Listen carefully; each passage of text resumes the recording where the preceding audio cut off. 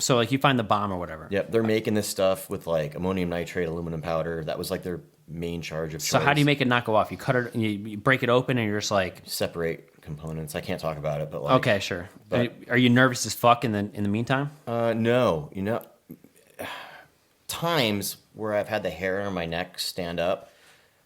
I don't really keep account on like how many devices we did. I keep account on like the ones that almost killed me. It's time for the Garage Boozing Podcast.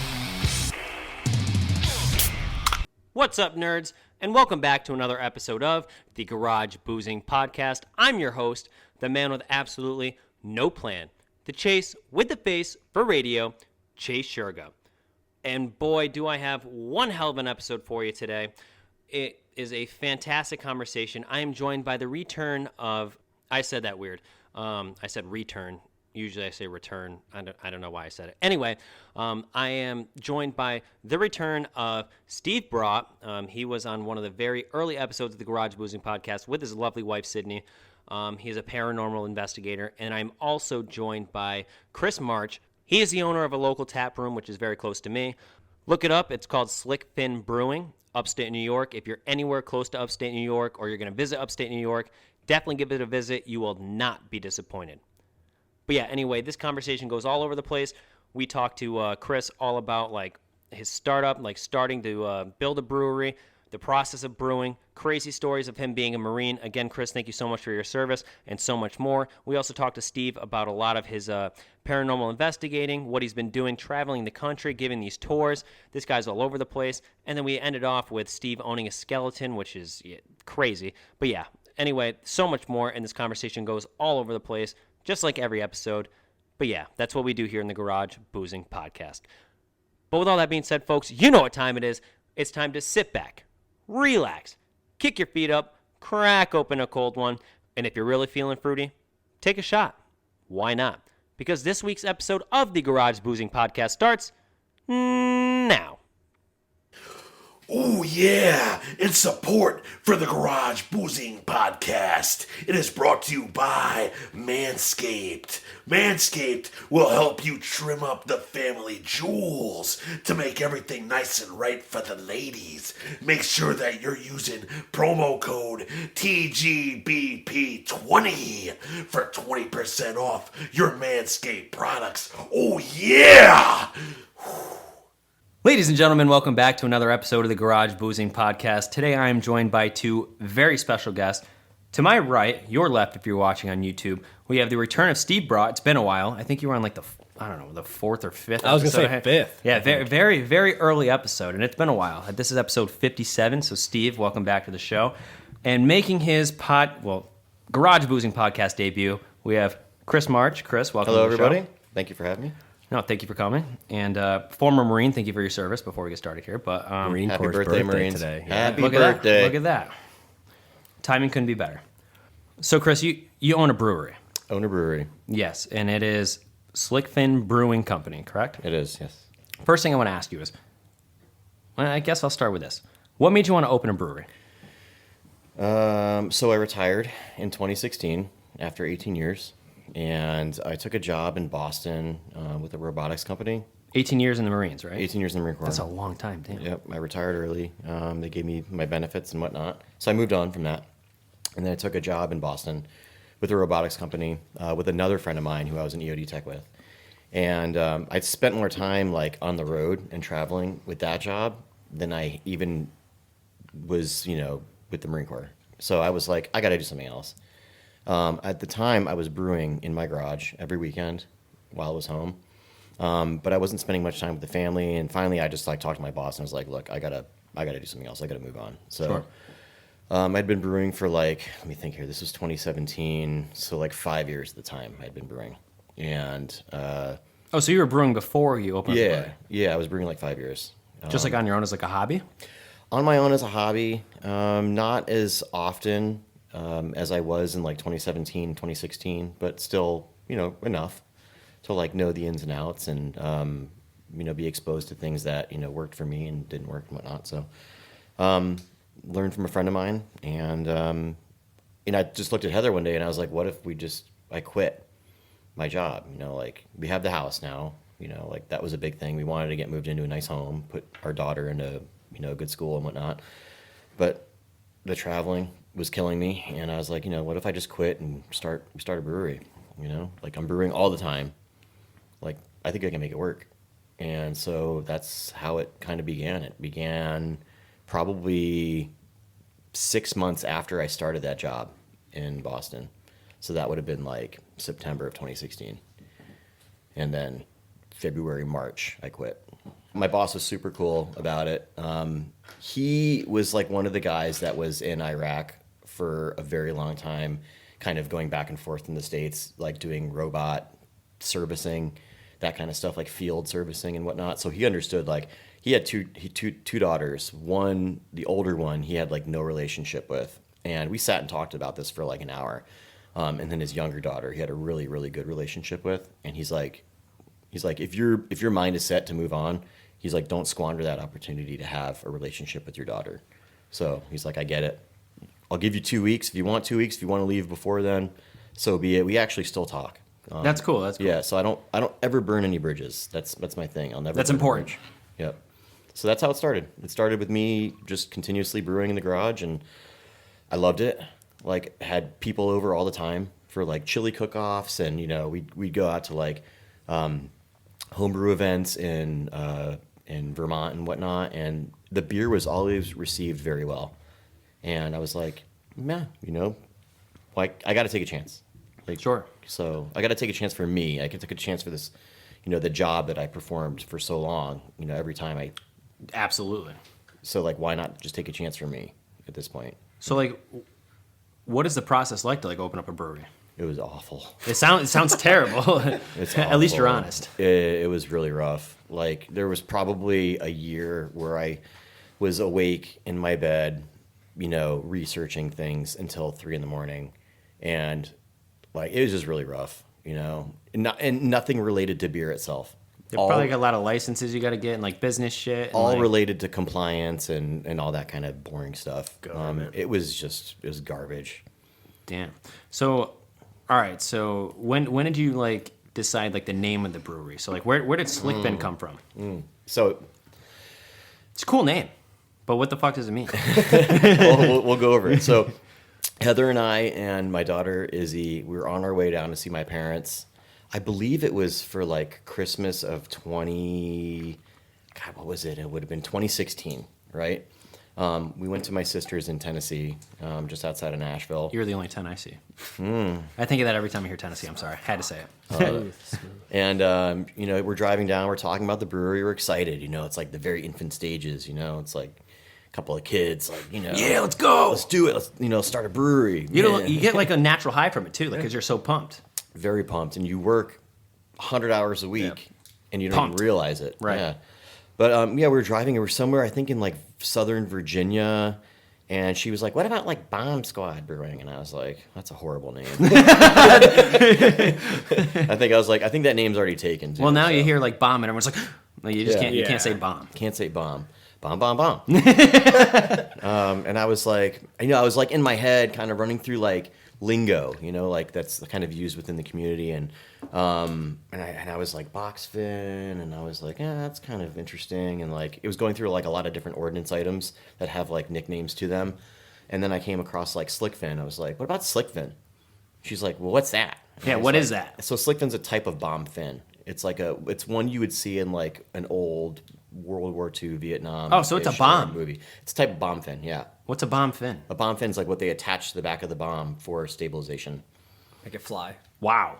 So she's like, oh yeah, I could see myself going down to I like, had no idea. she's like, I could go down to like 7-Eleven, get a 6-pack of Slickfin.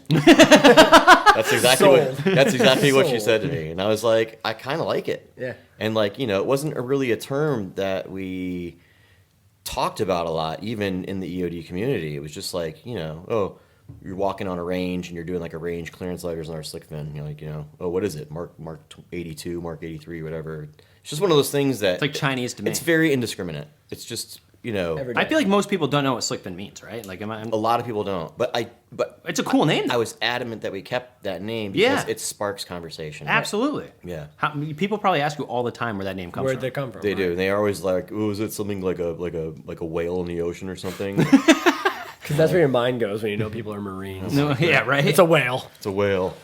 That's fucking funny. It's an orca. So, like, back to brewing beer. Explain the process of brewing beer to me, because that sounds like it's like a science. Okay, it's probably really long, so try to dumb it down to me like I'm a third grader. So there's like hot side versus cold side. Hot side's where you make wort in order to give the yeast an environment to do their thing.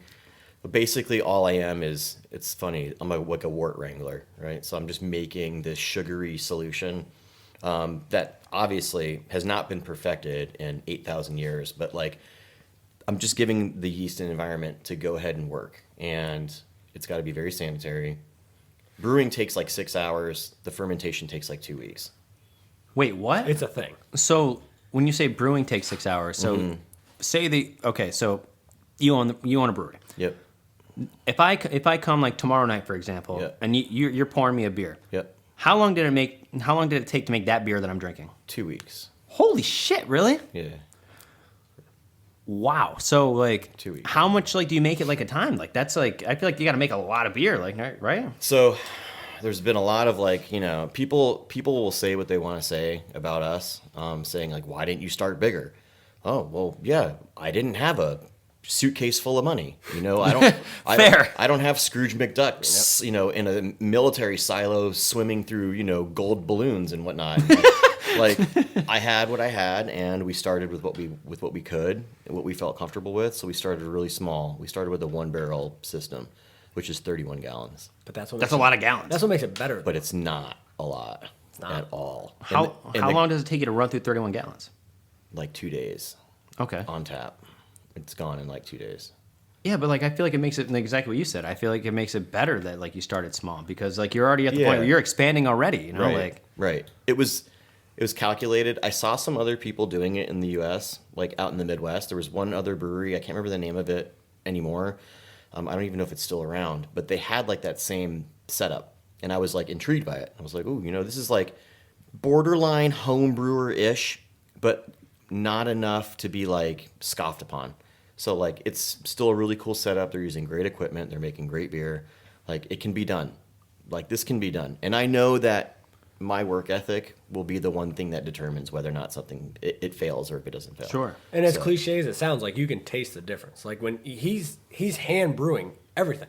So like his raspberry sour, he's in there hand mashing fresh raspberries for that beer every time. We hand puree all You're mashing the raspberries Every time. hand pureeing. How are you mashing it? With what? Your fists? He's Pretty close. dick fingers. But that's what I mean. Like any of the beers that have all this fruit in it, the raspberries, the blueberries, like he's hand pureeing them. It's not done by some giant, computerized system that's gonna pump it through and pump out. A lot of people, when you get beers of that kind of like genre, they'll just order The flavoring. like pre-made purees or pre-made flavorings, and then they'll just add that in.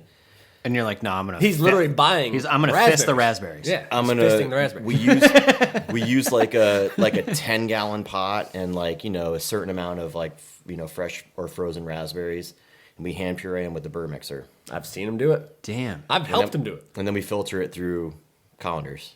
It's, like that's what I mean. It's that hands-on. So like you taste the difference where it's fresh or frozen raspberries versus like of raspberry syrup. Mm-hmm. So Flavoring. Slickfin, which is located in Fort Edward, New York, by the way. Edward, So you're like open to the public hours or days are like Thursday through Saturday, I think, right? It's Thursday through Saturday. So which is smart because that's like the most popular drinking days, which is Right. brilliant by you. So like the other days, are you like in there fucking fisting raspberries? Yeah, I tried it. So I was, obviously for the first 2 years we were open, like working every day of the week. Yeah. And I've tailored it off now. I take Sundays off. It's family time. Sundays Love don't that. Exist. They don't exist. Normally, yeah, they don't exist in my world. I don't. Sundays just don't even call me. Like, 'cause it ain't That's what he told happening. us as his marketing team. Sundays do not exist. I love that. Yeah. I never answer my phone for anything work related on my day off or on Sunday, so Yeah. I'm with you. And then Mondays, if I have to go in, I'll go in. If Justin and I make a sour on a Saturday, it normally takes about 48 hours for it to get to the point. Who's Justin? Justin's like my P2. He's like the guy who does everything for me. Right-hand man. You know, if I start drinking too much in the brewery, Start dancing on the fucking bar. whatever. You know, hey, I have no regrets. No regrets. But he's a very close friend of mine. He's part of the business now, and he's invested into it.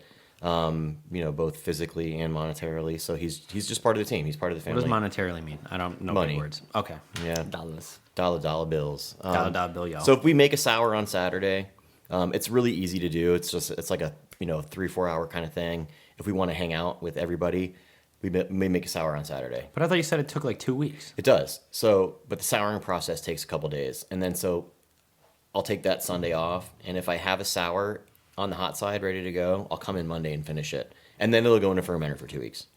Are most people going to know what all this means? Because I'm so lost. I don't think so. So here's a sour. Well, I was actually getting to that, but go ahead. Well, his newest sour is Haunted Nights, which is a black sour. Why is it called Haunted Nights? Well, it was a collab with Yeah. Haunted Nights, the Paranormal Investigation group. I love that. So we've been, working for a long time, and whoever wrote this Yeah. it's Sid, by the way. Yeah. I'm gonna have you. What does that say? Back sour. Back sour. She wrote back sour instead of black. Oh, she forgot the L. Forgot the L. She's That's still your, that's learning. your wife, by the way. That's my wife. Loser. Loser. My wife is a champion. She's She a forgot the champion. L, but it's a black sour. So She's it's a nice lady. She's a very nice lady. So it's a sour, but they made it pitch black for like Halloween, dark, Yeah. spooky, Haunted Nights, and it's blueberry and plum. Super, super good. So this is their newest sour. Yeah. So You had some last week. I did. And it was very good, by the way. How did Slickfin get connected with Haunted Nights and end up collabing and making a beer? So I don't know how long we were open for when we met you guys. You guys opened what, March 2019? Yeah. So you're over 5 months. 5 months. These guys strolled in. You just walked in? No, yeah. We sent them an email. They sent me an email. Well, Steve and his wife, they have a marketing company. Yeah. Correct. So they sent me an email and they were like, "Hey, we'd like to come sit and talk with you." And like, when you're that young in owning a business, everybody wants to come and talk to you. Oh, yeah. Right? Like everybody wants money, everybody wants charity, everybody wants a handout.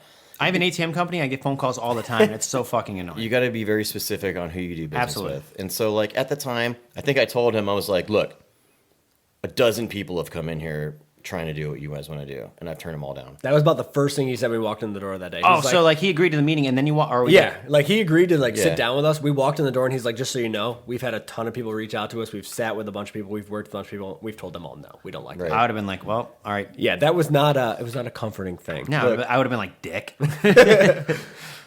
Tell it how it is, though, No, but like that's how he is. His facial expression But no, is but, like, but that's what's great with the relationship between marketing and like them. Like he tells you if he doesn't like something, which is that's fantastic. good. You need that, though. Right. It's fantastic because we know, okay, we need to do something a little different, or Right. okay, that's not going to work. He doesn't want us to do that.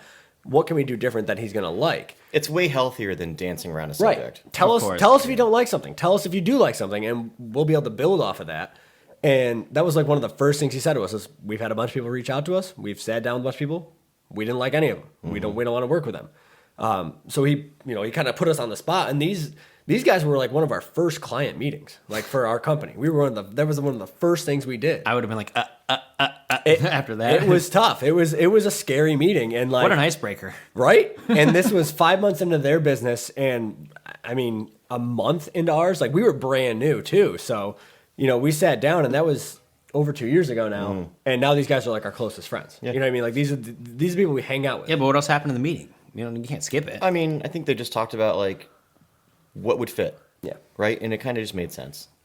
So everyone else before that didn't make sense. They were trying to pull this bait and switch on me. Like, we're going to do this, this, and this, and you're going to get this many views on Instagram. You're seeing the YouTube." people before. Yeah. And I'm just like, I don't see that. Like, show me the metric, And then they're like, and Steve and Sydney are just like, all right, well, we just started, but like, take a chance. Right. We're like we can grow together. So like we know what we're doing, and like we know how to run like a social media account, whether it's Facebook, Instagram, that kind of stuff.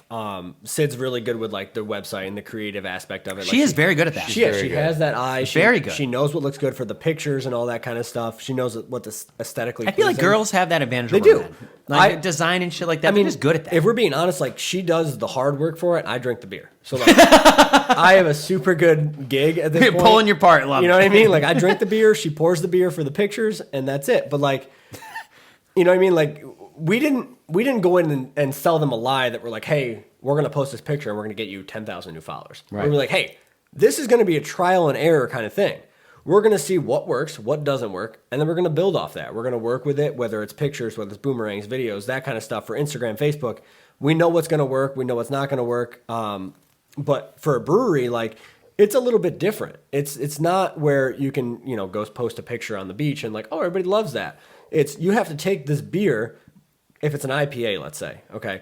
IPAs a lot of time look pretty similar. They're, similar color, similar look. You're talking like the physical beer. Like, right, the actual beer in the glass. Oh my God, yeah. You know what I mean? So like, how do we make theirs stand out? And it's okay, what if we take pictures with the fresh cut fruit that's involved in the beer, and we do this and we do that, and okay, what if we introduce, delivery for a little while COVID was a big thing. We introduced delivery for a few months. Which that hasn't gone away, which by the way, I will say that's one of my favorite parts about the pandemic, which did fucking suck, but they made it to where like you can order alcohol and like they haven't taken it away. I can still order alcohol. It's great. But that was like great for them because like they were doing curbside and they couldn't be open. We're like, what if we open for delivery for a few hours a day and Sid runs some beer to different parts of the area? And like that worked great. And it was one of those things where they were relatively new, we were new, and we knew we could grow together and that like it was going to work. We would figure out, okay, what works for them. We're pretty open as far as flexibility, as far as like taking pictures and coming in on a day they're not open, or coming in a day when they are open, or helping on Saturdays or whatever it is. And it just kind of developed into this thing where we were taking the pictures for them, we were doing beer pictures, and we were trying to do all these different things. And Kris was like, "Listen, I don't want that. I want honesty. I love it." Well, again, that's what's great. He says, "I don't want pictures of, necessarily the taps, like a good aesthetic picture. I want pictures of the beer. I want to highlight my beer. This is a blueberry blonde beer that has fresh blueberries in it. I want a picture that highlights that. So, okay, we go to the store and buy fresh blueberries, and we do that kind of stuff. And, like, working from that, we've developed, okay, now we need this for your website. We need this for your online store. We know how to get it done. We keep merchandise. We keep inventory. We do all this stuff. Like, it's involved in so much more than just Instagram and pictures and all that. So you do the website, too? Sid built their entire website. I'm not going to say we because I didn't really have a lot to do with it. Really? Because it's so funny because I was actually on the website earlier. I was like, this is actually great. Sid built that entire website. She's done their online store, which we're getting ready to revamp. We were just talking about that. We're going to get the online store back up. So website's great. The website's fantastic. Buy some merch online, all that kind of stuff. They don't ship beer yet, but hopefully someday in the future. It's happening. Can you do that in New York? You can. And we set up a UPS. Put it in a peanut butter jar, right? Like it's weed. Yeah, no, we've set it up. We've kind of got ourselves in the game to do it when we're ready to do it. That's cool. Working on it. We're getting there. And again, the merchandise has come back online, so you can be able to buy that. But like, just to be able to see like that connection from where we started that first meeting where he's like, basically, I hate everybody as far as marketing because they're lying to me and selling me these numbers that aren't attainable. That would have made me so scared. Like it was terrifying. That was the first, like the worst thing he could open. It was terrifying. That's like the worst thing you could like start the conversation. But that's him. He even smiled at me when I said that. But that's him. That he's blunt. He's straightforward. He's going to tell you whether he likes it or doesn't, and that's fantastic. And that's great quality to have. And that's what's worked for us. And he'll always tell his favorite thing to say to Sid is get your shit together. So he always says to Sid, get your shit together, figure it out. I wish someone would tell me that more. You know what I mean? Like figure it out. She gets a lot of roaming space. She does. We do have free range. We do a lot of stuff. Because she's creative. And he trusts her, and that's fantastic. And and it's worked. It's worked so good. And now, like I said, these guys are our best friends. Like we were at Hibachi with them before we came here tonight. Like we don't hang out with anybody else. These are our best friends. And it's just been really cool to see over the last 2 years. Yeah, like it's been fun. The development and the growth. And like these guys have been, like their growth has been unbelievable in 2 years. From when we started with them, having the little tap room and all that stuff. And then to the party the week before COVID shut everything down. We had a party there and it was 5 or 6 deep at the bar. Like we're the marketing team. Sid was helping out pouring beers. I was washing dishes. Like I was cleaning. There was nowhere to move. You couldn't move in that tap room.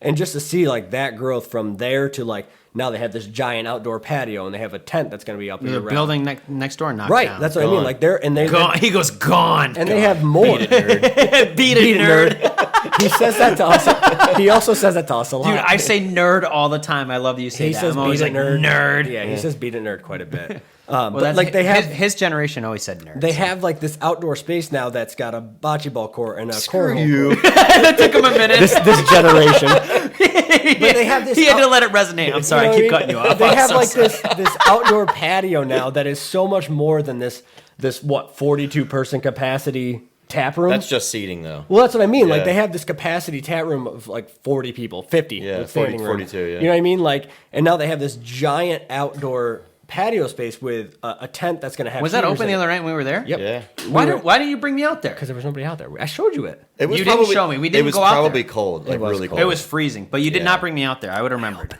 You probably no, you didn't. Nope, you didn't. No, you don't remember. You don't remember. But I remember did. the entire night. So did I. Yeah, I think you're a little But- foggy.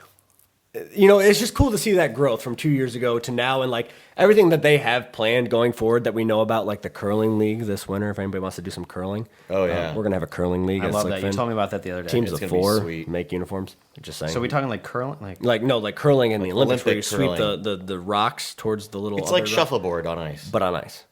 so you have to skate? No. You You're on just shoot. push. You just push the You stone push a little down. stone, and then you sweep in front of it so it melts the ice and it slides. And I've never curled before, but I'm in. We'll show you a video. Teams of 4, and you get the Slickfin Cup at the end of the year, which we Slickfin discussed. Cup. How do I cheat to win? You don't. You don't. You drink more. If You you're get not to cheating, drink more. if you're not cheating, you're not trying. There's But got to you, be a way. but you get to drink a ton. Is there a judge, or is it like score? It's I think just we're scoring. gonna. It's scoring. Yeah, just scoring. But it's gonna be like a 6-week league, a bunch of teams. Anyway, it's gonna be a ton of fun.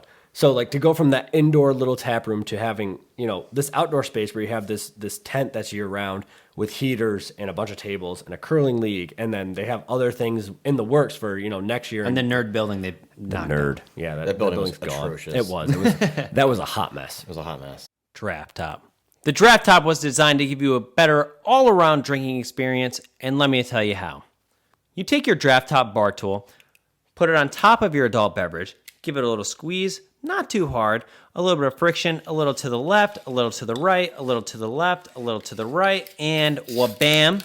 If you're watching on YouTube, you can see me demonstrate this. If you're listening, I'm sorry, you just got to hear me talk. But yeah, then you pop your draft top off, take this, push it down just a tad, and now your beer just became a cup. So forget about wasting plastic, pouring your beer can into a cup, into a red Solo cup, if you will. It doesn't matter because now your draft top just made your beer into a cup. So now you can chug your beer a hell of a lot faster. You can smell the aroma of the alcohol. The experience of drinking here is just so much better thanks to Draft Top. So go get yours now. I want you to have one. You want you to have one. Draft Top wants you to have one. And you can get your own Draft Top at www.drafttop.com. And don't forget to use promo code GarageBoozing for 10% off site-wide. That's right. It doesn't matter what you get in your Draft Top cart, 10% off site-wide using promo code GarageBoozing. You know how to spell it. Don't be a fool. Buy your Draft Top right now. Treat yourself. You deserve it. All right, back to the show. And then the building next door, you were saying... That was empty for like almost 2 years, and it was just like That was a mess. it was a mess. And then you bought it, knocked it down, and your eventual plans, you don't even know exactly sure what you're going to do with it, but you're going to do something. I'm gonna do something, and it's gonna be really cool. It's gonna be something kind of like modern-ish, which is gonna be a cool contrast to that building itself because it's like super old, early 1900s. I just think it's a cool look. And Yeah, then- well, like even like your so it's like saying your bar, like is that like the tap room. Tap room. okay? So like that, I was gonna say like because like there's bars out there, so like I shouldn't say bar. It's different. It's not a bar. It's not up until 4 o'clock in the morning. You Right, know what I mean? right. It's not. It's a tap room. There's a difference. It's craft beer. It's a tap room. You're A not- brewery is the same thing as a tap room, right? Right. You're not going to walk in and get a Bud Light seltzer Sure. in a tap room, whereas a bar you could. You know Yeah, what I mean? right. There's You guys that don't serve difference. liquor either, right? It's no just beer. liquor, no wine. Nope. Just Just their beer. everything we make. Do you plan to eventually or no? No.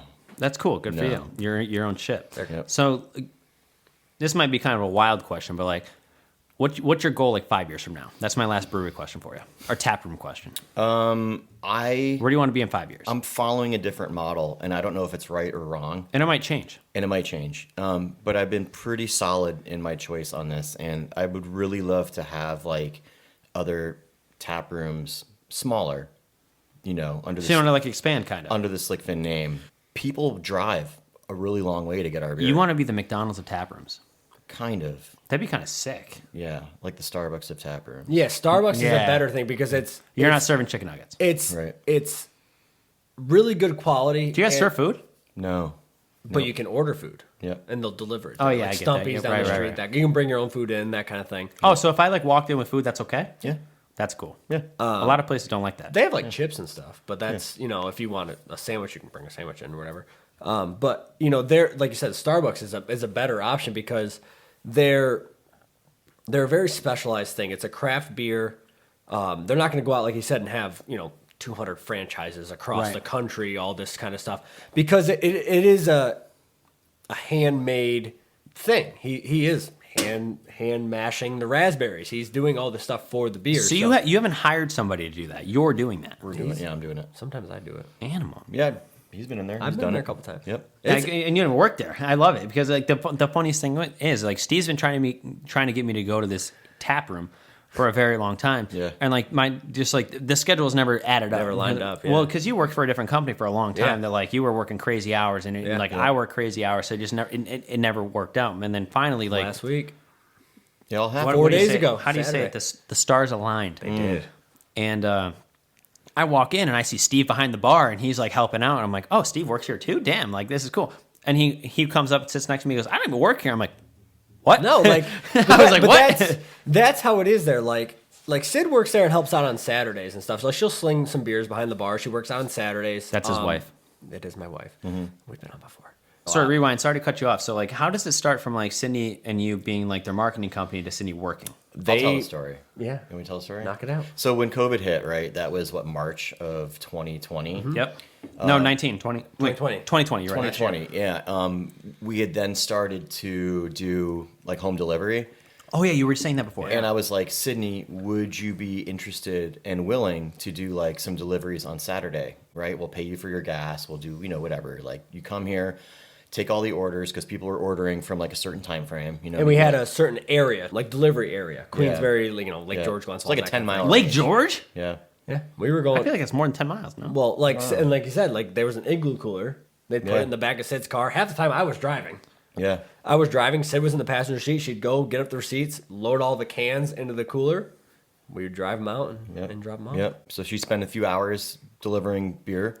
I've done beer delivery too. Yeah. I've delivered pizza, but that's it. Yeah. Like as the owner, I'm not afraid or ashamed to do any of it. He does everything. Oh my So, god, that's like, so cool. he Good does for you, everything. man. I was delivering beers. People were doing like merchandise purchasing online, and I would like instead of sending it through the mail, Drop it off. I would just drop it Yep. off to their house and give them like $5 back. See, I love the fact that you're like an involved owner too, because a lot of people get to the point where they're an owner and they're just like, oh fuck it, I'll Him hire and this Heather- person to do this. Him and Heather are not above any And Heather job. is who? His My wife. Okay. Yep.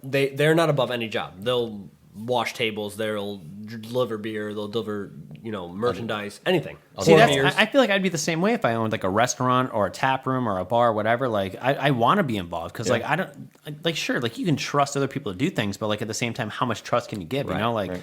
because if something goes wrong and you're not involved, like And if you tell people, hey, I'm above that job, It's not a good look. No, why would Not they a good wanna look do at all. that?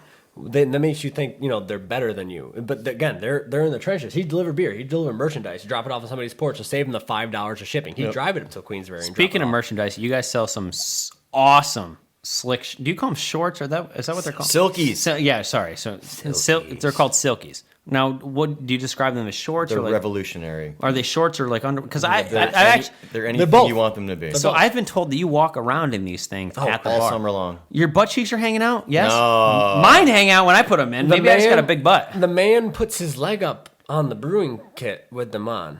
Flip flops and silkies. So your all nuts are summer hanging long. out. Silkies, Maybe.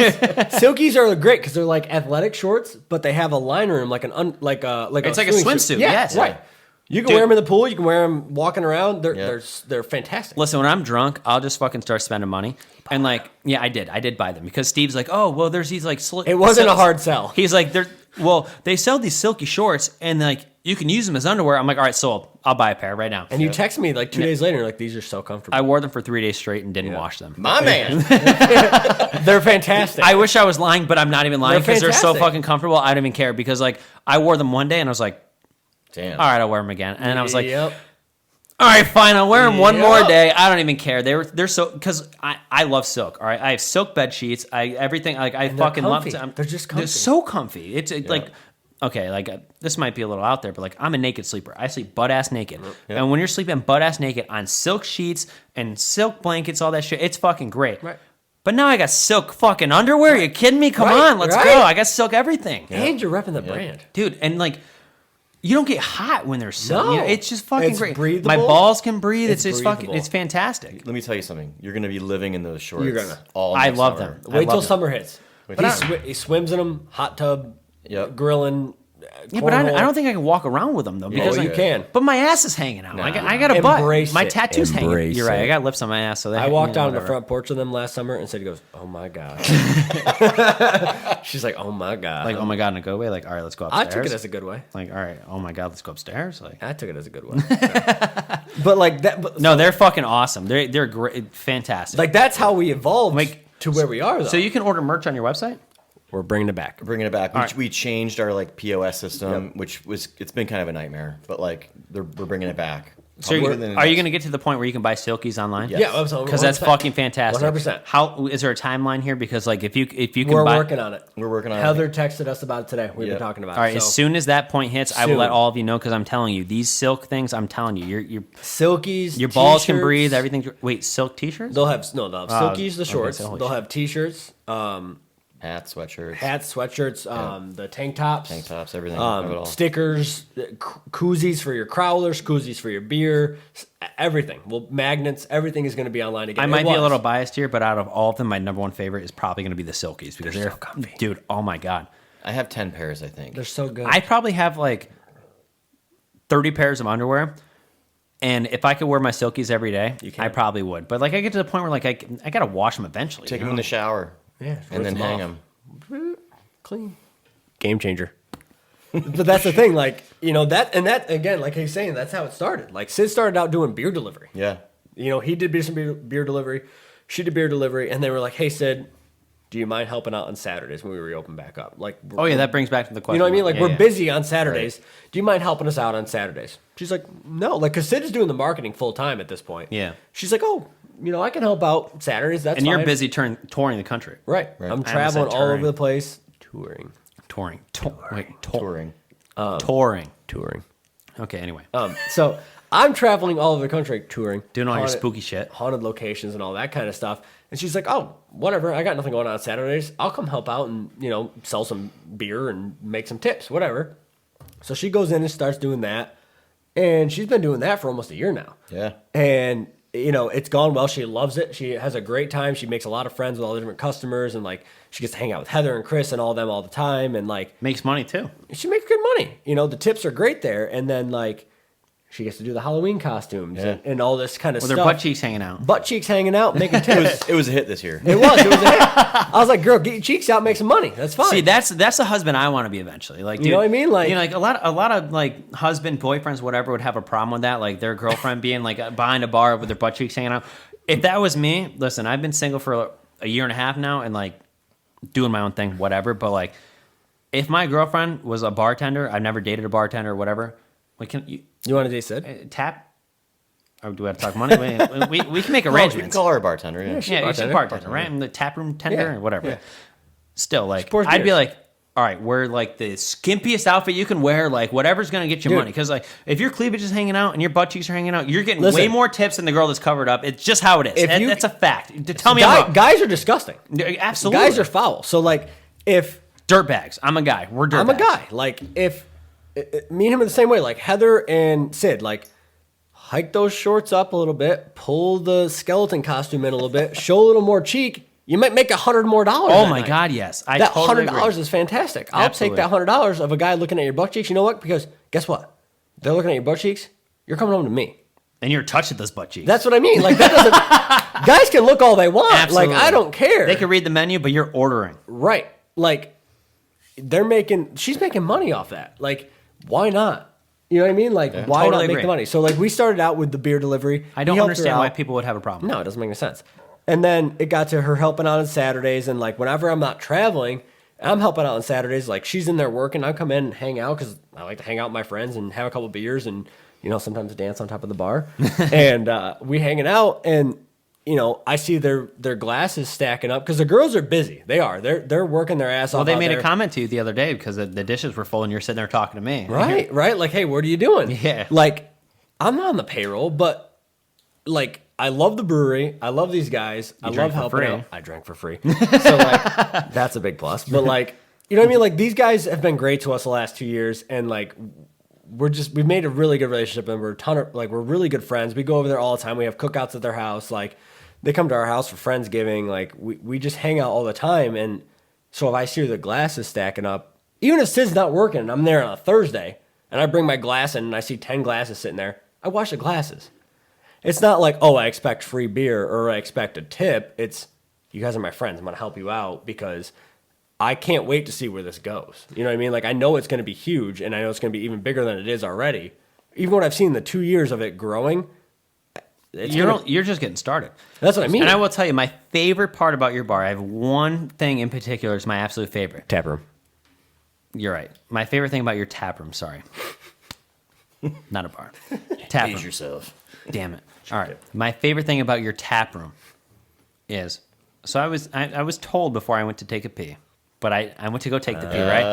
And I'm taking a pee, right? And right above the toilet, there's a fish on the wall with a button. I push the button. Give me that fish. Where the fuck did you get that? Hit that eBay. button. Whose idea was that? Was it your? I got drunk one night. Dude, like half the things I order on Amazon are like me drunk. So like I get that. I said, hit that button when you go in there. He was literally like, yeah. So like, there's a fish I on go, the this wall. thing's a fillet fish song. Hit the button. I'm like, no way. He goes, it works? He's like, yeah, it does. Of course so it like does. literally, I'm like midstream and I look up. I'm like, oh fuck, the button. So I push the button. Give me that fillet fish. Give me that fish. I'm like, what? I put it on my Instagram story and everything. I tagged the brewery. I'm like, this is fucking awesome. Like, I don't know any other brewery or like tap room in the area that has this fucking And the thing is, fishing like, it has nothing to do with the brewery. Nothing. It's not related at all. and it's but above the fantastic. toilet. Of It's all fantastic. Of all places, it's above the fucking Right. toilet. It should probably be in the girls' bathroom. It's fantastic. we asked. Well, the thing is, because like I asked him, I was He like, goes, do they have one in the girls' room? so he goes, hey Sid, is there a singing fish in your bathroom? She's like, no, but there should be. You got to get another one. Something Dude, like, there. listen, sometimes when you're drunk and you're peeing, like, It's fantastic. You're peeing for a minute. So, like, if there's It's something that'll keep you fantastic. occupied, but then again, like, there's probably those drunk people that are like, oh, push the Distracted. button, piss all over the Yeah. floor. It happens. what he did. It probably does, but He did. All right, folks, let me tell you all about the Pump Action Shotgun Tool. Whoa, there's a tool for shotgunning?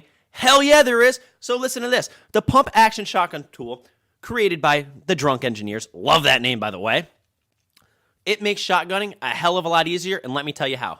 So you're going to take your beer, and you're going to stick it right in the shotgun tool, like this. Hold it like that so the air pockets are up here, and then you're going to give it a little squeeze. You're going to hear pop, bam, pop. But look at that, no mess. So right now the air pocket's right up here, and you're going to want to make sure you take this, push that down, and then what we're going to do is we're going to rotate the tool. Hold the beer can in place to the mouthpiece. Then you're going to put your mouth on the mouthpiece and shotgun.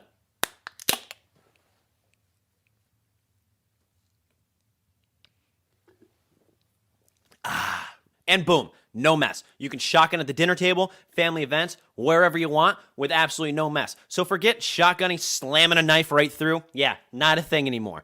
Thanks to the Pump Action Shotgun Tool by Drunk Engineers. And you can get yours right now. So just log on to www.drunkengineers.ca. Don't forget to use promo code GarageBoozing for 15% off site-wide. That's right, promo code GarageBoozing for 15% off site-wide. Go get yours now. Thank me later. Back to the show. all right. So my next question is here. Back to the whole Marine thing. Yep. So you were in the Marines for 18 years. 18 years. Yeah. So what was your expertise in the Marines? I know this, but they don't know this. Okay, so I started off in security forces. Basically, got picked. How old were you when you went in? Sorry to cut you off. Like I went to college for a year out of high school. You drop out? They Me too. politely asked me not to come back, so I didn't. It was a shit college. It was a fucking garbage place. Upstate New York. Youngstown, Ohio. Oh shit! Are you from Ohio? No, Connecticut. He lived in I Connecticut. grew up in Connecticut. And what the fuck made you go to college? It's the only one I got accepted to. All right. So anywho. survey says here we're going. Look, I got my diploma. I got a 2.5. Whatever. You graduated. Graduated. College wasn't for me. So Me either. I think I was 19 when I went in the Marine Corps.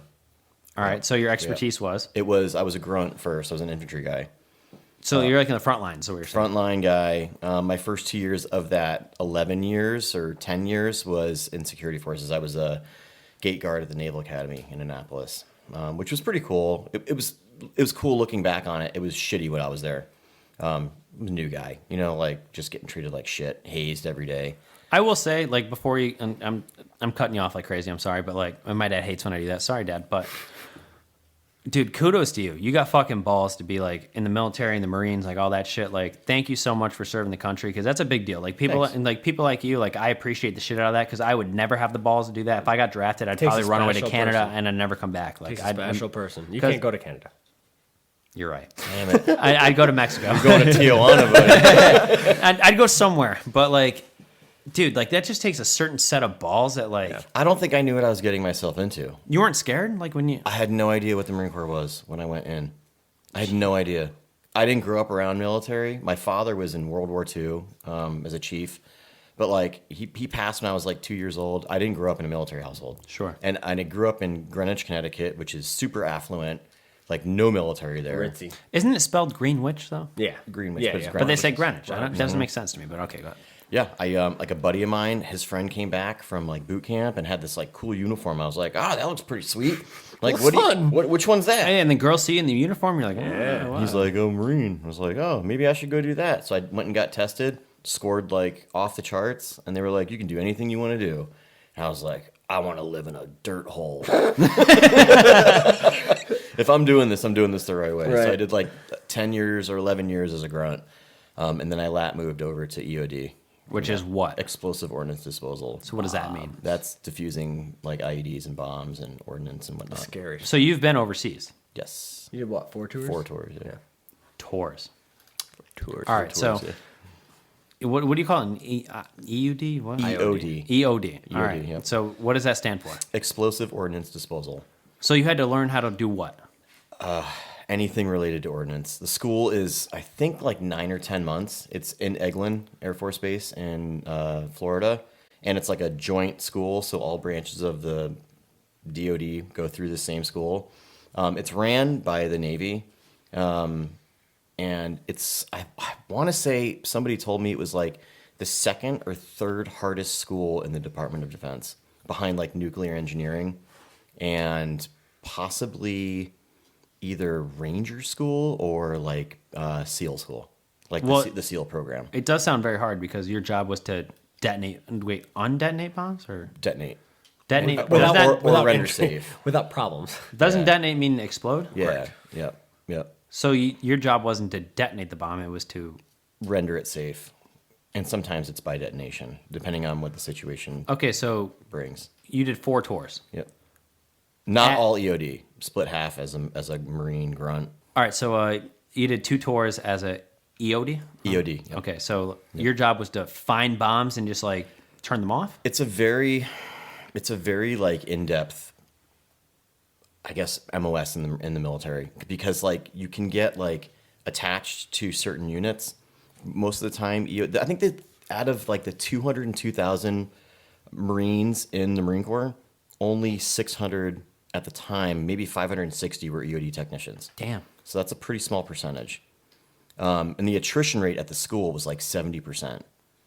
So we started our class, I'll just put it in perspective for you. We started our class with like 29 guys.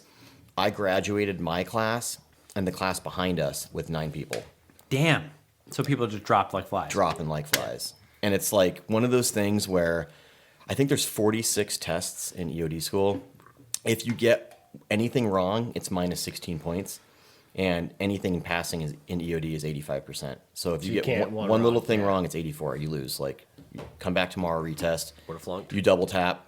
You go through a board, whether or not they want to keep you, and then continue on from there. Well, it kind of makes sense because like if your job is to like make these bombs not go Yeah, off, you can't that make sounds mistakes. very hard. Yeah, you can't make Like, mistakes. You make one mistake and There's no mistake. There's no goodbye. second mistake. Yeah, there's no second one mistake. Goodbye. Right. So that school, I was probably one of the older guys going through it too. I was like 30 or 31 at the time going through. And have all these like 18, 19, 21-year-old kids, whatever, from other services going through.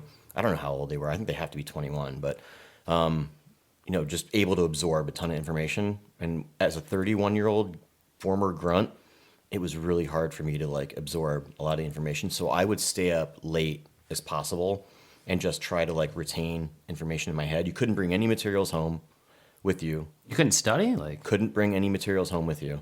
It was all classified information. oh, that makes sense. And so they kept it under lock and key at the schoolhouse. So it was hard. It wasn't easy for me to go through that school. But I did it. Did you choose to take that route of like a bomb detonator? Yep. So, okay, so you said you did two. Do you call them tours? Yeah, tours. Yep. A tour sounds like a fun thing. Like, you know, you're in a band going on tour, but like that doesn't sound like a Deployment. Yeah, okay, Call it well, deployment. okay, deployment. So 2 deployments as a EOD. Yep. So you're overseas. And like what does that mean? Like are you just like how do you find these bombs? How does that work? So we got sent to we were East Marja in Helmand province, and it was teams of 2 at the time. So just getting out of school, I deployed like 3 months after I graduated EOD school. Got paired up with a guy who I'm very close friends with. Still to this day. Still to this day, we still talk. Not probably enough, but we still talk. He came from the Air Wing, and super smart guy. He never really spent much time actually like, in the field doing things with like infantry guys and learning how to like mesh with that community. But luckily for him, I did, and they recognized that, so they put me with him. And we knocked it out of the park. I mean, we were doing like probably 3 devices a day. So how do you find the device? A lot of the times it was It's like a landmine, or like what was the thing in Call of Duty where like you'd walk over and go and it Like would The jump up? spring mine thing? like a Yeah. bouncing Betty. Yeah. So a lot of it's like residual stuff from even when like the Russians were there, stuff that was buried. Oh, and it's just left there. Yeah. So how do you find it? Grunts find it. Or there's certain programs out there where like people are in the Marine Corps, like in the intelligence community, are working with like certain, Afghani intelligence, and they have sources that they run and whatnot. So they would tell us like, hey, you got to go check this location. There's some gnarly shit here. We'll give you the grids of it. We got hoarded out a lot. We were just all over the place. So that was my first tour as an EOD tech, was just every day out, just finding devices. So like when you With your hands, yeah, right? right. Like you put your hands through the sand. You were telling me. Yeah, so like, it's not really talked about a lot. Oh, is this something I should cut out? No, terrain will dictate like what you can and can't use, right? Like we have robots, and that's pretty common. In Iraq, I think they used robots quite a bit. They still went hands-on or manual, right? If they had to. Afghanistan was just a different animal. Like all the roads are super narrow. They're all dirt. They all have berms on them on each side. Sometimes there'd be like a huge cliff into like a canal. And so the terrain wouldn't also like necessarily give you the ability to use a robot if you had to use a robot. So a lot of the time it was like, how do you get down to that device safely, effectively, swiftly, but keeping, intact your procedures and your methods and whatnot. So yeah, you go down on a device like hands-on. And just find it through the dirt, and you find it, and then like Metal detector, you kind of you can see after you've done it for quite a bit, you can see like differentiation in color of the dirt. You can see it. Like, has that been unearthed lately? Like the sun is out. Like, why is there darker dirt there? Oh, that's where I would put a device. Is it like the movies where like you have to clip like the blue wire or the No. red? No, so it's way more advanced than that, right? It's not more advanced than that. It's actually way more rudimentary and simple. What does that mean? Just simple. It's like devices are simple. So like you find this landmine, sure, or, like, Improvised. Most of the stuff is improvised. so like you find the bomb or whatever. Yep, they're making this stuff with like ammonium nitrate, aluminum powder. That was like their main charge of. So how do you make it not go off? You cut it, you break it open, and you're just like, separate components? I can't talk about it, but like okay, sure. but- Are you nervous as fuck in the meantime? No, times where I've had the hair on my neck stand up. I don't really keep account on like how many devices we did. I keep account on like the ones that almost killed me, which is like That's so which is scary. 3. And like You told me about those. when the hairs stand up in the back of your neck, I know like don't take an extra step. Yep. Right. Like if I'm walking down a path and I hear it like just beep beep That's not a sound that you would normally hear if it was like a heavy charge. You would hear like a beep, that kind of thing. But like if you hear the beep beep and you just like look at your surroundings and just stop for a second, that's when I knew like I got to back up and come in low, get my hands in the dirt and start feeling for what I feel. And yeah. Yeah, because you've told me like a couple different times where you've been walking and you like had your foot up, take another step. Yeah. And all the hair on his body stood up and he's like, I'm not going to put my foot down. Yeah. And stepped back and there was one right there. Yeah, right there. Like he almost stepped on. Yeah. It was pretty common occurrence. That's fucking nuts. Yeah. All right. Last few questions here. He's got some questions for you. Well, I've asked Kris a lot of questions, so I got to ask Steve a couple questions. But this is about him. I'm just here. It's about both of you, baby. It's All right. about both of us. I'm just here. All right, so Steve, the last time I talked to you, like you were just taking off with the whole haunted nights thing, right? So now it's been over a year because I had you on the first couple episodes. So it's November now. So I think the last time I had you was probably like September of last year. So how is the whole haunted nights thing going for you? Great. I quit my day job last November, so it's been a year now. Which the last time you were here, you had that day job. I had the day job. Bless you. Bless you. Bless you. Bless you. Bless Bless you. you. Bless you. You sneezed a lot of times in a row. I know.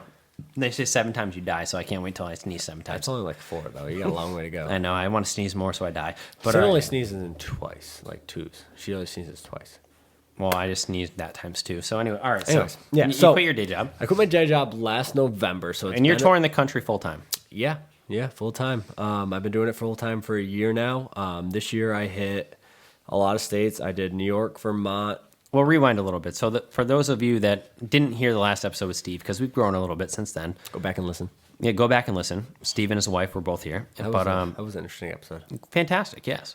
But so what is Haunted Nights? So Haunted Nights is a paranormal event company. See my hoodie? Look at it. And mine too. Chris also has some stuff, but he's wearing Slickfin. Oh yeah, but also the beer, Haunted Nights. So Haunted Nights is a paranormal event company. So most people nowadays, whether you're into the paranormal or you're into ghosts or Halloween or anything like that, you've seen one of the shows, whether it's Ghost Hunters, Ghost Adventures, Destination Fear, any of these shows that have been out for a long time now, people investigating the paranormal. Basically, what I do is I give you the chance to do that. So I've been investigating the paranormal for 13 years now. Chase did it for a while with me, there for a while. He's A couple times, and I got too scared and backed out. he's gone to Not some gonna- spots. I'm a pussy. I am a pussy. Got a little freaked out, screamed more than I think I have in 13 years. My parents raised a pussy. He That's screamed more in 3 times than I did in 13 years. Yep. But Chase did it for a while. He tried it out. He checked out some pretty creepy places. I'm going to get him out to some scarier spots this year, I think, which I think would be fun to do with podcasts from one of these spots. If I can do it drunk, sure. If I'm drunk, I have no fear. I'm down. I'm down. So basically what Shotgun we do a couple is... White Claws before, right? Yeah, that's the thing. So basically what we do is we rent out haunted locations, whether it's a prison, hospital, asylum, whatever You say it is. we, but it's mostly you, right? Yeah, so I'm basically the only employee of the company. I have my buddy Dylan, who's been investigating me since he was 12 years old. He's been investigating me for about 7, almost 8 years now. But you pay him in travel. I pay him in experiences. Yeah, that's what it's called. Yeah, I give him travel and I give him free investigations and all that kind of stuff. He helps me out a ton with the events, and he's really smart. He's a kid. cool dude. I like Dylan. Really good dude, really smart kid. He's in the Army Reserves. Unfortunately, I'm going to be losing him in a few weeks. Oh, is that true? He's getting sent out to Wisconsin in the beginning of December for... The fuck is in Wisconsin? I don't know. He's like babysitting some refugees or something. I don't know. Fair. But he's got to go out there for 6 months to a year starting in December. So I'm going to be losing him. But I have some friends that are going to step in and help me out. We rent out these locations and we bring all the investigative equipment from the TV shows. So the infrared cameras, the voice recorders, the EMF detectors, all the stuff that you see on the TV shows. And we teach you how to use it. We let you use it. We bring down a full ghost on 8 hours, 10 hours. Some nights are sleepovers, depending on where we go. So Haunted Nights is basically that. It's a paranormal event company. We bring you in and give you the chance to do some ghost hunts and experience some weird stuff, some weird paranormal activity in some of the creepiest locations in the country. This year we hit New York, Vermont, Ohio, West Virginia, Kentucky, Tennessee, Pennsylvania, Virginia, Michigan. We were all over the place. And next year we're adding more states. So we're going to be all over the country next year doing some stuff. We've been on the Travel Channel, Discovery Plus, some really big YouTube channels that have over 5 million subscribers. So we've been all over the place. We've been doing some really cool stuff. And we just go to a bunch of haunted locations and hang out for the night. And it's year round. It's not just October around Halloween. Everybody's, in that mood. We go year round. So you've been doing the paranormal thing for a while. Originally, you started off with the SGF Paranormal Society. Yeah.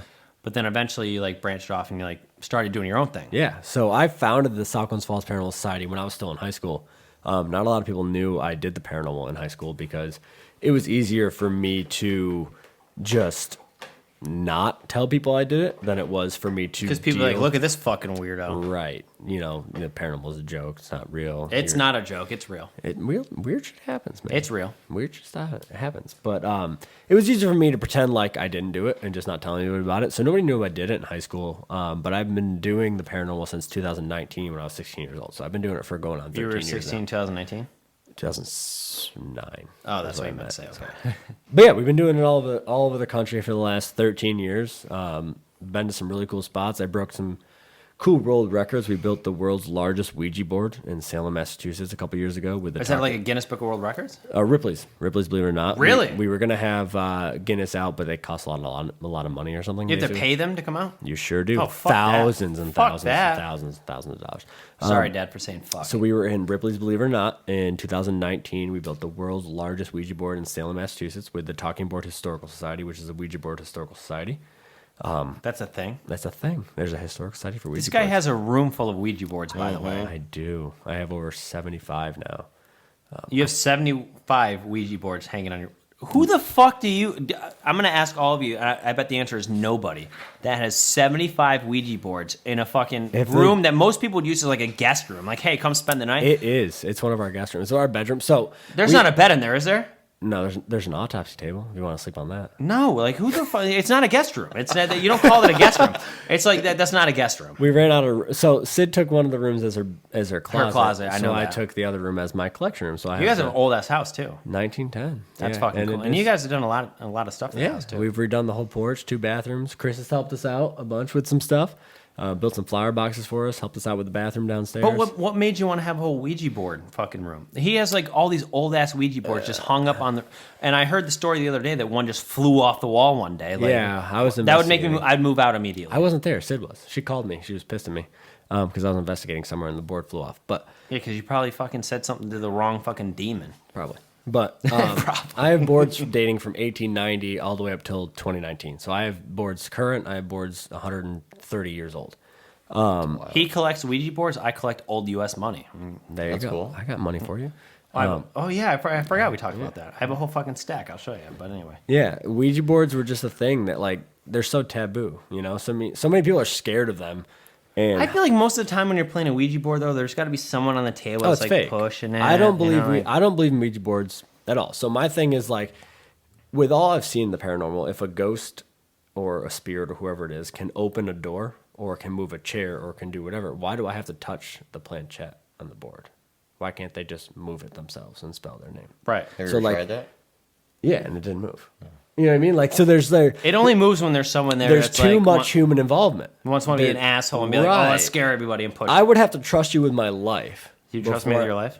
Hell no. Okay, good answer. What about if everybody was blindfolded and one person that... Someone's still going to No, push because not even that. There's a thing called the ideomotor effect. So ideomotor effect is your subconscious. So say we're all on the Ouija board, okay? And I say, hey, great-grandfather, what is our secret code word that we talked about before you passed away? Spell it out for me.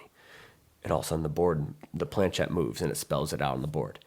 And you're like, I swear to God, I'm not moving it. I'm not moving it. You in your core, in your heart, you might believe you weren't moving it.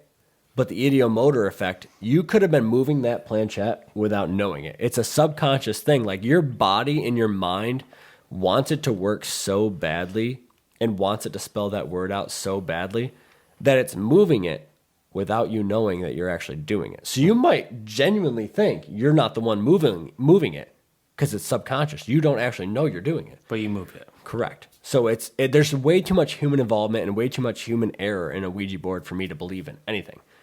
It has to. I would have to have literally no hands on it and say, "Hey, spell out your name," and it move by itself for me to believe in them. I don't think they're gateways to hell. I don't think they're demon portals. I sure hope not. But if there was, I'd be in trouble. You got stuck in a corner and got possessed. Yeah, but that had nothing to do with the Ouija board. I wasn't possessed. I don't know. I wasn't possessed. That had nothing to do with the Ouija board. Can you tell that story quick or? So, not really quick, but the night got weird. I don't remember like 5 minutes of my life, but that's fine. He sat in a dark corner in a fucking haunted fucking. Where was this? It was in Madison Seminary in Ohio. That just sounds scary. First of all. 2 documentaries on Amazon. Yeah. Wait, you plug them. Go ahead. Oh, Madison Seminary. You can do Madhouse, a paranormal documentary, or Madison Seminary, The Homecoming. They're Amazon Prime, right? Amazon Prime. They're on there. They're also one of them's available, Madison Seminary, The Homecoming, which is actually a 3-part docu-series. That's available on YouTube if you become a member of our YouTube channel for like $5 or something like that. You can watch all 3 Pretty episodes. cheap. Spend it. Don't be cheap. I got straitjacketed to a wheelchair in the asylum for an hour by myself. And that's when you got like all. No, this was after that. So they just left me up there for a while and see what happened. Did you volunteer to get straitjacketed to the? I didn't know what was happening until I got there. I have some bad friends. Who volunteered you to get straitjacketed to a table? My friends. I was straitjacketed to a wheelchair Not friends. in the asylum. That with my sounds back. like really bad. So I had my back to the I would have a hallway. panic attack, and I've never had a panic attack, but I think I would. I had my back That to would the be my- hallway where the weird night happened where I don't remember anything. So I was straitjacketed in a wheelchair in the asylum of a 70,000 square foot building by myself for about an hour. Good friends. Yeah. Yeah, they were solid friends. Yeah, you're off the Christmas card list. Right? What the fuck? Yeah, no, it was cool. I mean, we had some really cool stuff happen. I heard some weird stuff. I saw some weird stuff. We caught some weird stuff on camera during that, so it worked. And This guy has no fear. It's literally not a joke. He has no fear. No jump, nothing. Like, do you ever get scared? I slept in the body tray in a morgue.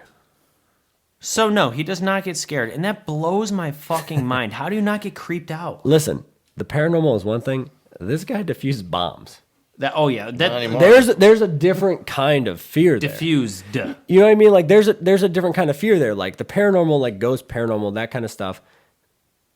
From what I've seen and from what I experienced, they can't kill me. They can't. That's not a thing. Like I'm not in fear for my life. Have you seen The Conjuring? 100%. I have a buddy that spent a lot of nights in that house. In that same house? Yeah. All right, never mind. I don't want. No. I don't want to hear. It's a completely different game. Like, okay, so they can close a door, and so they can move stuff, and they can disappear and walk through walls. And make a glass come off the wall. That's scary, but Very.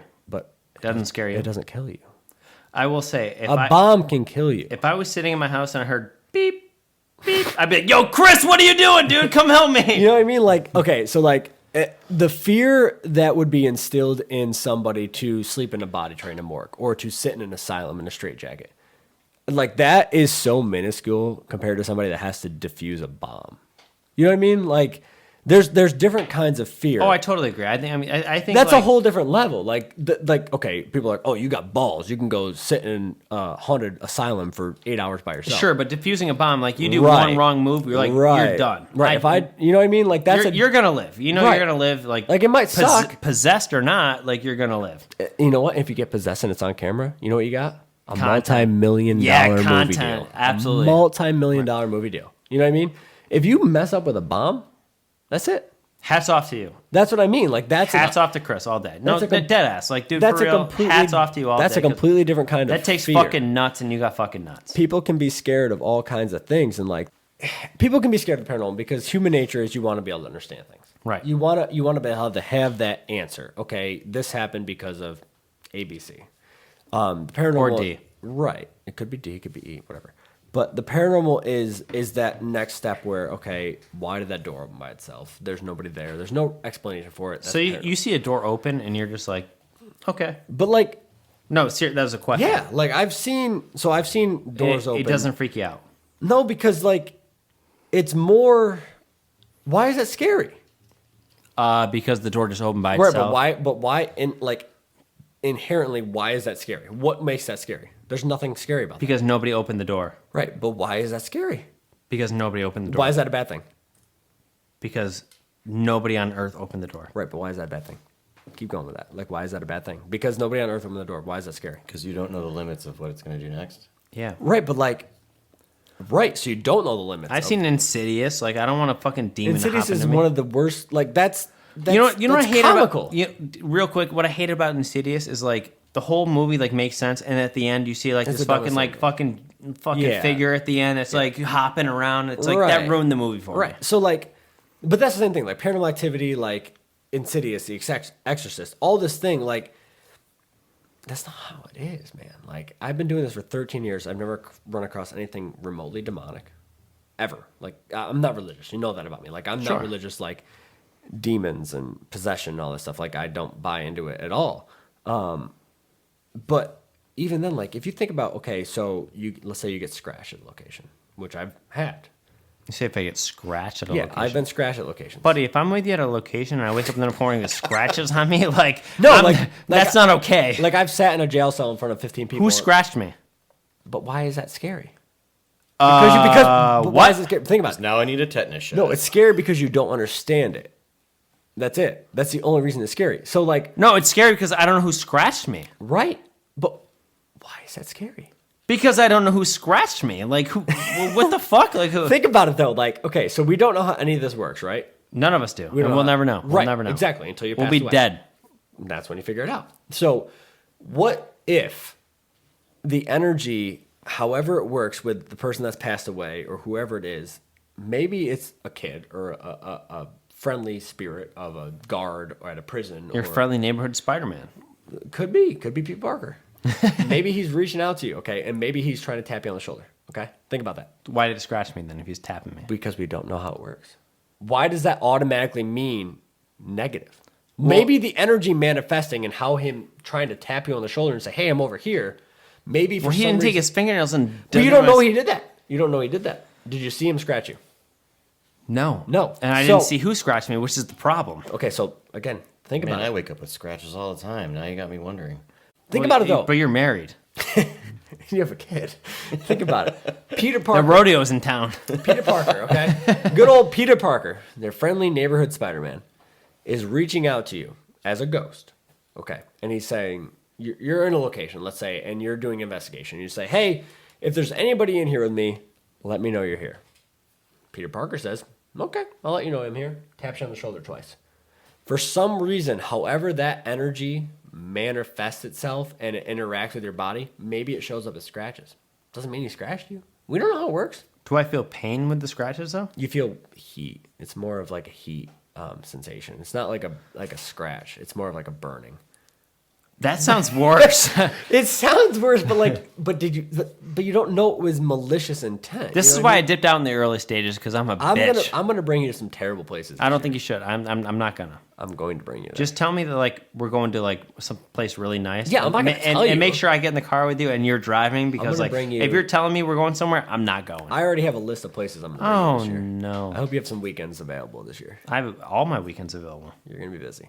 Saturday night I get out at 5 o'clock at work, and I don't have to work until Monday at 9. So Okay. Wherever Well, some we're nights going. you're gonna have to take Saturdays off. But I'm gonna bring you some terrible places. And the thing is, like, Sign me up. great, sick. but like, it's not as bad as it sounds. Like, it's super interesting to This see. man has balls. Or I'm stupid. No, it's But again, you have balls. it's a different kind of thing because, like, it's not gonna kill me. That you know of.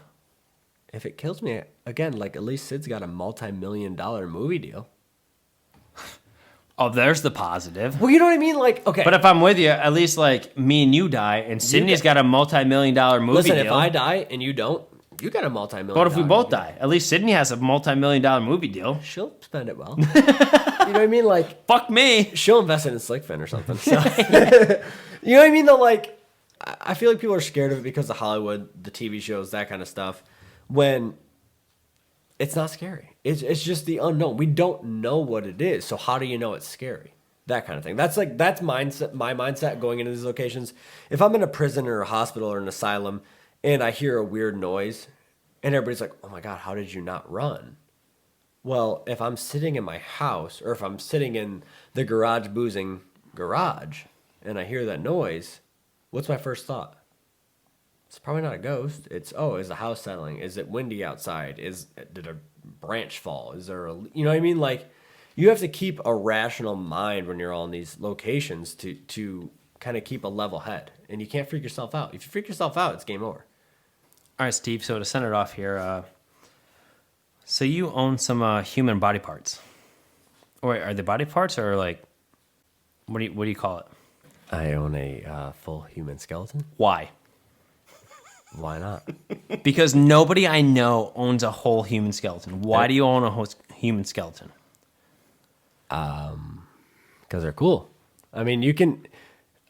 I bought them for $200 on Facebook, but they're worth like thousands of dollars. Like So if I turn around and sold them, I'd make a ton of money. It's an investment. Yeah, it's an So investment. did you just like look up like, okay, well, I want to buy a human skeleton, so No, so like with my collecting of Ouija boards and autopsy tables and all that kind of stuff, like I belong to a lot of groups on Facebook, whether it's oddities groups, haunted objects groups or whatever, which I don't super buy into, but like oddities groups in particular, they sell Ouija boards, human skulls, femurs, bone, like that kind of stuff is sold on those all the time. You're allowed to own human remains in every state except for Louisiana, Georgia, and Tennessee. And you can own them in those states. You just can't bring them across state lines. So you have to obtain them from within the state that you live in those states.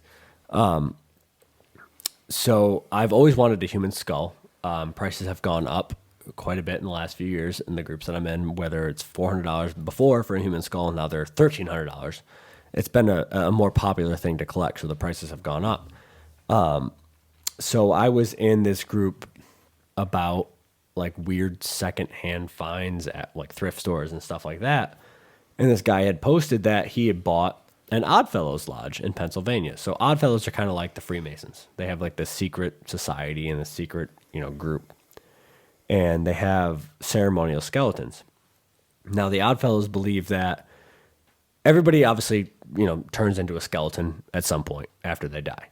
So they would have their new members sit in a dark room staring into the eye sockets, essentially, of a skeleton, the ceremonial skeleton, until they had an epiphany.